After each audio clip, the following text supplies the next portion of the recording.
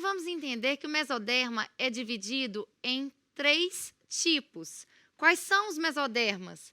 O mesoderma esplânico, o mesoderma somático e o mesoderma intermediário, que vai dar origem aos somitos.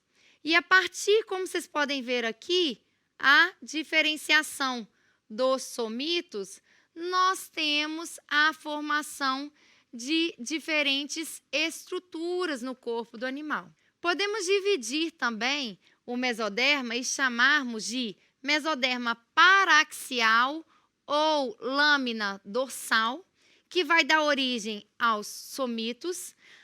E os somitos são divididos em esclerótomo, miótomo e dermomiótomo.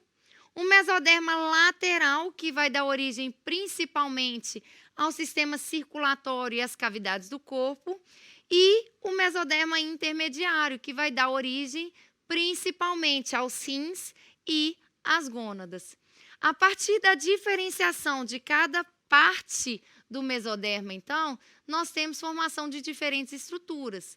Vamos começar estudando o mesoderma paraxial, que formam os somitos, e os somitos, então, são divididos em esclerótomo, que vão formar as cartilagens, em miótomo, que vão formar principalmente a musculatura esquelética, e dermomiótomo, como o próprio nome diz, dermo vai formar a derme, e miótomo, a também musculatura esquelética. Então, se pensarmos aqui, eu tenho somito, e o somito é dividido, então, em 3 partes, em miótomo, dermomiótomo e também esclerótomo.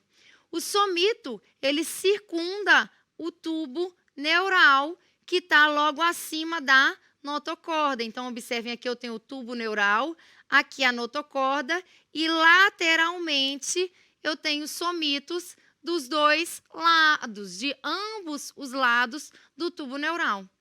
O somito recém-formado, então, tem constituição principalmente epitelial. O somito maduro pode ser dividido, então, em 3 partes, como já mencionamos. O dermomiótomo, que vai dar origem, novamente falando, à derme e à musculatura esquelética. O miótomo, que dá origem à musculatura esquelética.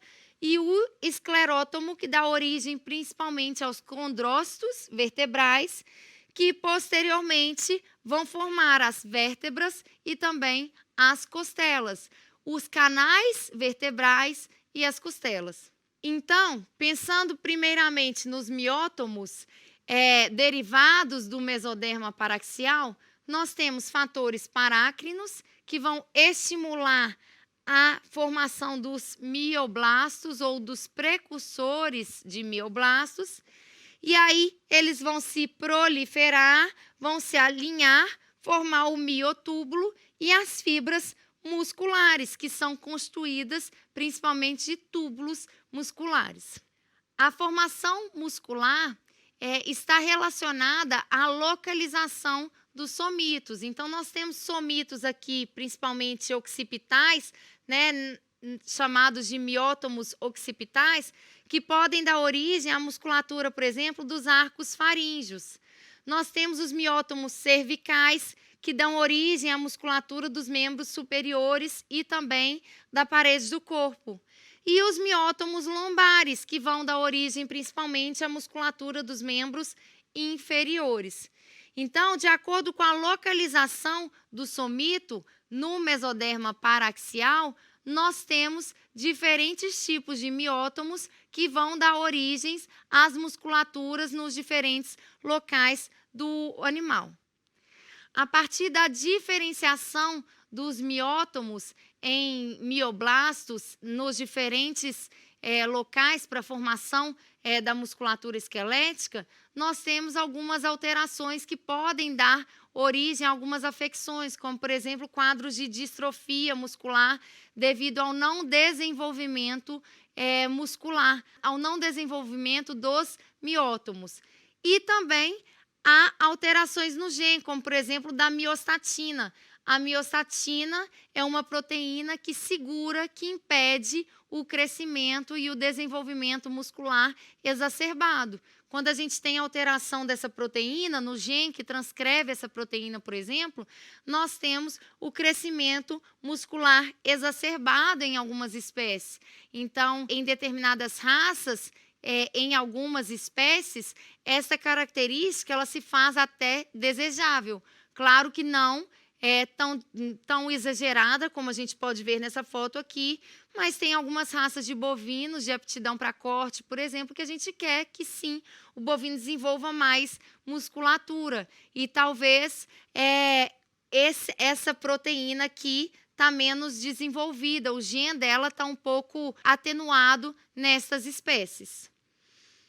Bom, outras alterações, então, relacionadas, né, à mutação do gene da miostatina, que, teoricamente, a proteína teria que impedir esse crescimento muscular exagerado, e quando a gente tem essa mutação, o crescimento continua ocorrendo devido ao estímulo aos miótonos. Ainda em relação ao mesoderma paraxial, nós temos os dermomiótomos, então somitos, a parte dos somitos que vai dar origem à derme e também a outras musculaturas esqueléticas. Então, os dermomiótomos vão dar origem à derme, principalmente à pele dorsal, e aos músculos esqueléticos das costas, também chamados de epaxial, dos membros, diafragma e língua, também chamados de hipaaxial. Então, os dermomiótomos vão dar origem, né, à derme e à musculatura esquelética aqui, principalmente dos membros, costas e língua. Bom, em relação aos esclerótomos, vão dar origem aos condrócitos vertebrais e, posteriormente, vão formar os canais vertebrais para a passagem da medula e as costelas. Então, observem aqui, eu tenho o tubo neural, os somitos lateralmente ao tubo neural. E o somito sendo dividido em esclerótomo, miótomo e também dermomiótomo. E a partir da divisão aqui dos esclerótomos, nós temos a formação das vértebras, dos canais vertebrais e o alongamento vai levar à formação das costelas. Então, aqui eu tenho as vértebras e a passagem do nervo que vem, né, derivado aqui do tubo neural até chegar, por exemplo, à musculatura. Então, o esclerótomo é fundamental para permitir a formação do canal vertebral. Observem aqui, nessa mesma ideia, vamos analisar esse esquema, tá? Então, vamos voltar aqui. Eu tenho a notocorda, eu tenho o tubo neural e o somito lateralmente ao tubo neural, né, que é dividido em esclerótomo, dermomiótomo e miótomo. Então, aqui eu tenho um miótomo e aqui um esclerótomo. Este esclerótomo vai dar origem aos canais vertebrais, na verdade, né, aos corpos vertebrais, que estão aqui em rosa mais escuro e rosa mais claro, e ainda à cartilagem, ao disco intervertebral, que é formado pelo anel fibroso e pelo núcleo pulposo, como vocês podem ver aqui, isso aqui é um disco intervertebral. Quem que faz isso? Quem que dá origem a isso? Os esclerótomos. Ainda, o miótomo vai dar origem ao quê? À musculatura intercostal aqui, por exemplo, né? E nesses discos intervertebrais tem-se a passagem, né, entre os corpos vertebrais, tem-se a passagem dos nervos. Então, os esclerótomos, eles permitem a formação desses canais vertebrais aqui entre os corpos vertebrais. Então, novamente, voltando ao esquema anterior, para vocês observarem, o disco intervertebral, em amarelo, o nervo que passa dentro aqui dos canais vertebrais, né, produzidos pelos corpos vertebrais, né? E aqui um outro desenho para vocês entenderem como que isso funciona. Então, está aqui o núcleo pulposo, o disco intervertebral, o corpo vertebral e o nervo passando justamente entre os corpos das vértebras.